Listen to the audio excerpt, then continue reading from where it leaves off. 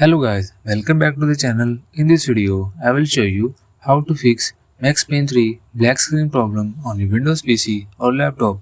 So to fix this issue, follow every step as I am showing in this video, and don't forget to subscribe this channel and press the bell icon.